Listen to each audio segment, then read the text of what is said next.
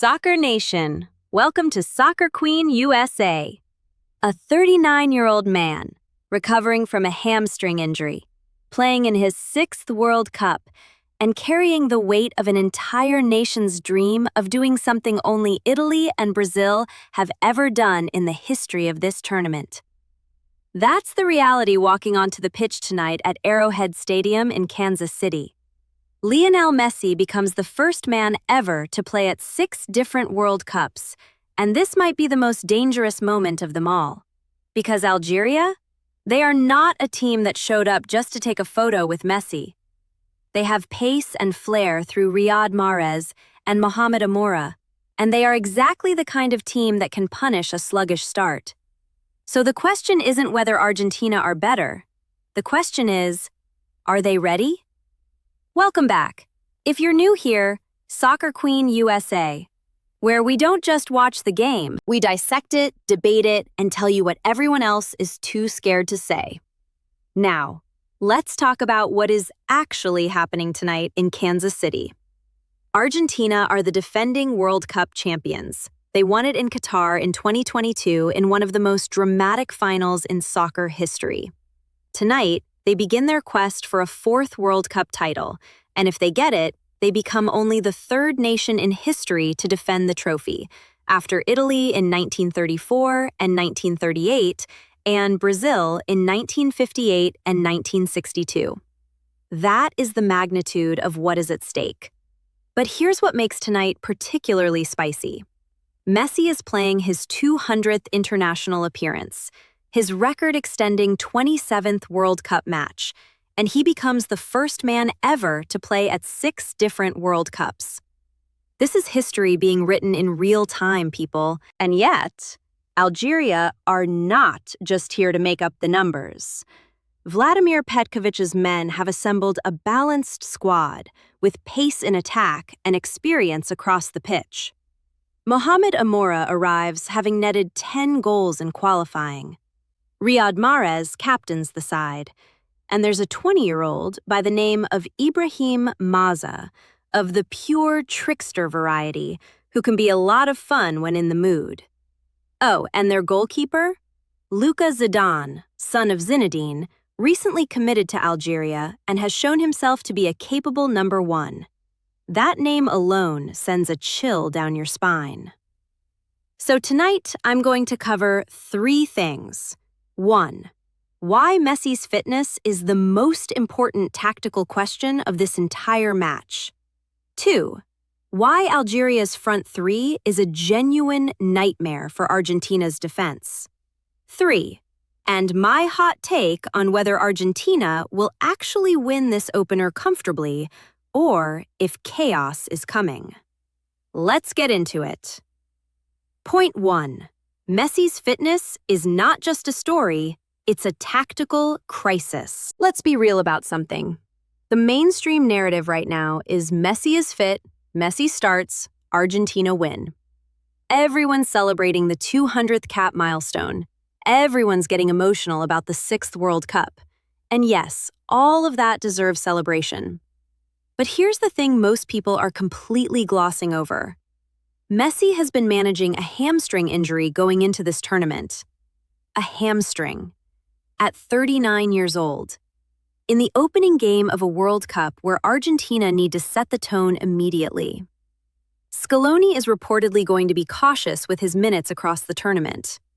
And that right there, that cautious management, is the subplot that changes everything about how Argentina actually play tonight. Think about it. When Messi is at 100%, Argentina's system is built around him. The midfield, De Paul, Enzo Fernandez, McAllister, they exist to find him. Lautaro Martinez presses and makes runs to create space for Messi to receive in pockets. The entire system breathes through number 10.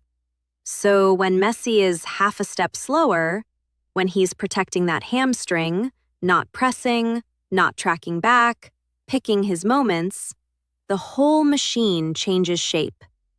Look at what happened against Saudi Arabia in 2022. Argentina were heavy favorites. They started sluggishly, They didn't press with intensity. And they got turned over. Saudi Arabia scored twice. It is still one of the biggest upsets in World Cup history. Now, I'm not saying Algeria are Saudi Arabia, but I'm saying the pattern is right there. When Argentina aren't sharp in the first 30 minutes of a World Cup opener, they are vulnerable. And with Messi potentially operating at 80%, protecting himself for the knockout stages, that sharpness could absolutely be missing tonight. This isn't pessimism. This is reading the evidence. And anyone telling you Messi's hamstring is a non-issue is selling you a comfortable lie. The counter-argument, and I'll give it fairly, is that even a half-fit Messi is better than almost any other player on the planet at full fitness. He scored a penalty in 20 minutes as a substitute in a friendly just last Tuesday. His soccer brain cannot be injured. His positioning, his vision, his set-piece delivery, none of that requires pace. So yes, Argentina still function, but they function differently, and Algeria will have studied that. Point 2. Algeria's front three is a nightmare. Argentina cannot afford to sleep on. Right. Let's talk about the Fennec Foxes, because I think the soccer world is criminally underrating what Algeria bring to this game. Riyad Mahrez, Mohamed Amoura, Amin Gouiri. That is not a bad front three. That is not a front three you look at and relax. That is pace, quality, and goals in one terrifying package. Mahrez, yes, he's 35 now, playing in Saudi Arabia with Al Ahly. People want to write him off. But this man turns up for Algeria. He is a different animal in an Algerian shirt. He showed it in qualifying. He showed it in friendlies. The big stage does not scare Riyad Mahrez. It fuels him. And then there's Amoura. 10 goals in CAF qualifying. 10. He is electric on the counter. And here's the tactical reality that should be keeping Scaloni up at night. Algeria's clearest path to a goal is Mahrez attacking the space behind Argentina's fullbacks in transition. When Medina and Molina push forward, and they will because that's how Argentina are built, there is space to exploit behind them. And Mahrez still has the quality and the vision to hit those spaces at exactly the right moment. Add 20-year-old Ibrahim Maza, unpredictable, direct, full of trickery, and suddenly Algeria have 3 different ways to hurt you. Power through Amoura, guile through Mahrez, magic through Maza. Now here's where I challenge the mainstream opinion directly. Everyone is treating this like Argentina's defense is fortress-level solid, but Nicolas Tagliafico is out with a calf injury. Facundo Medina deputizes at left back, and that left channel is exactly where Mahrez loves to operate coming in from the right. Rami Bensebaini is also out for Algeria, which weakens them defensively. But offensively, their weapons are all fit, all available, all hungry. Algeria scored 24 goals in CAF qualifying. They did not come to Kansas City to park the bus and hope for a 0-0. They came to compete. And Argentina must respect that, hamstring or no hamstring. Point 3. The tactical battle in midfield decides everything. We've talked about Messi's fitness. We've talked about Algeria's front three. But the part of this game that nobody is giving enough attention to, the part that will genuinely decide the result, is what happens in the middle of the pitch. Argentina's midfield trio of Rodrigo de Paul, Enzo Fernandez, and Alexis McAllister is genuinely world-class. On paper, it's one of the best midfield units at this entire tournament. De Paul is the engine, relentless, aggressive, covers every blade of grass. McAllister is the brains, tidy, technical, always available. Enzo Fernandez is the box-to-box threat. Power, range, can drive at defenses and hurt them from distance. But here's the thing. Algeria's midfield is not here to be steamrolled. Nabil Bentaleb is experienced, disciplined, and knows exactly how to disrupt rhythm. Hisham Boudaoui brings energy and physicality. And Fares Chaibi, technically gifted, comfortable on the ball, gives Algeria the ability to actually play through the press, rather than just hoofing it long. Petkovic has built Algeria on a possession-based yet cautious approach, and that style is specifically designed to neutralize teams like Argentina. Keep the ball, make them chase, tire their press, and then, when the space opens up, release Mahrez and Amoura on the counter at devastating speed.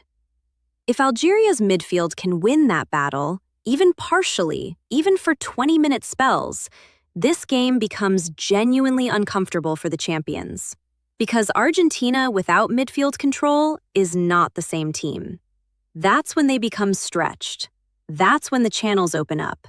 That's when a Mahrez moment can decide everything. Now, Argentina have the quality to dominate possession and control tempo, especially if Almada and DePaul start pressing high from minute 1. But sustaining that press for 90 minutes, with Messi protecting his hamstring, with Tagliafico missing, with the weight of history on every single pass, that is not guaranteed. The midfield battle. Watch it closely. It is the game within the game. The hot take, and I'm not holding back. Everyone, every pundit, every prediction model, every supercomputer is telling you Argentina win this comfortably. Opta ran 25,000 simulations. Argentina won 68.2% of them. The betting odds have Argentina at minus 275 moneyline. The narrative is already written. Messi arrives, makes history, Argentina cruise into the next round. I think that is dangerously lazy thinking. Here is my hot take, and I mean this with full conviction. Argentina will not win this game comfortably. Algeria will score. And if Messi is being managed carefully with his minutes, Argentina will be pushed to the absolute limit before they get the 3 points. Here's why I believe this. Look at the pattern. The last time Argentina entered a World Cup as reigning champions was 1990. And what happened in their very first game? They lost 1-0 to Cameroon, a result that shocked the entire world. Now, history doesn't repeat exactly, but it rhymes. A half-fit Messi, a depleted defense missing Tagliafico, an Algeria team with 24 qualifying goals and 3 genuinely dangerous attackers, this is not a comfortable evening. My prediction? Argentina 2-1 Algeria. Argentina get the win, but Algeria score. Mahrez gets his moment, and Argentina's opening night is far more nervous than the highlight reel will suggest. The real test of this Argentina squad isn't whether they can beat Algeria. It's whether they can handle adversity. A goal going in, Messi being managed, the crowd nervous, and still find a way to win ugly if they have to. Champions find a way. But comfortable? No, not tonight. And if I'm wrong, if Argentina run out 3-0 winners with Messi scoring twice and the whole thing looks easy, then fair enough. But I'd rather be the one asking the hard questions now than acting surprised when the game gets complicated. Because in a World Cup, it always gets complicated. Right, let's bring it home. 3 points, 3 punchy sentences, then my final verdict. 1. Messi's hamstring is not a footnote. It is the central tactical question of this entire match, and anyone dismissing it hasn't been watching closely enough. 2. Algeria's front 3 of Mahrez, Amoura, and Maza is a genuine threat that will expose Argentina's vulnerable left channel repeatedly throughout this game, and at least once, they will make Argentina pay. 3. The midfield battle between 2 disciplined, quality units is where this game is actually won and lost. If Algeria control it even partially, this becomes one of the most uncomfortable evenings Argentina have had since Lusail 2022. And my final verdict? Bolder than before. Argentina win. But this is not the coronation the world is expecting. This is a street fight, dressed up in a beautiful stadium.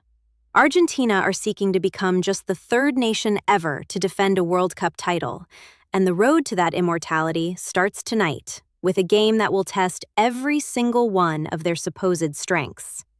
Messi will have his moment. He always does. He becomes the first man to play at 6 World Cups tonight, and that alone tells you everything about his hunger, his obsession, his refusal to let go of this stage. But Algeria will not lie down. Mohamed Amoura arrives having netted 10 goals in qualifying. Riyad Mahrez still has magic in his boots. And Luka Zidane, son of Zinedine, is expected to start in goal, carrying a surname that alone sends electricity through a stadium. Argentina 2-1 Algeria, written in my blood. Hold me to it. Now here's the debate question I want you to answer in the comments right now. And I want specific answers, not vague ones. Should Lionel Scaloni start Messi for the full 90 minutes tonight and risk aggravating that hamstring? Or protect him with a 60-minute performance and trust the squad depth to close the game out? Full 90 or managed minutes? Pick a side, argue your case, because this decision, right here, right now, could define Argentina's entire World Cup campaign. Get it wrong in Game 1, and you could lose Messi for the knockout stages. Get it right, and you set the tone for history. Drop your answer below. I read every single comment. And listen, if you've watched this far, you already know this channel is different. We don't do lazy takes. We don't do comfortable predictions. We ask the questions that matter, and we back them with evidence. If that's the soccer content you've been looking for, hit subscribe, hit the bell, because every match at this World Cup, we're going deeper than anyone else.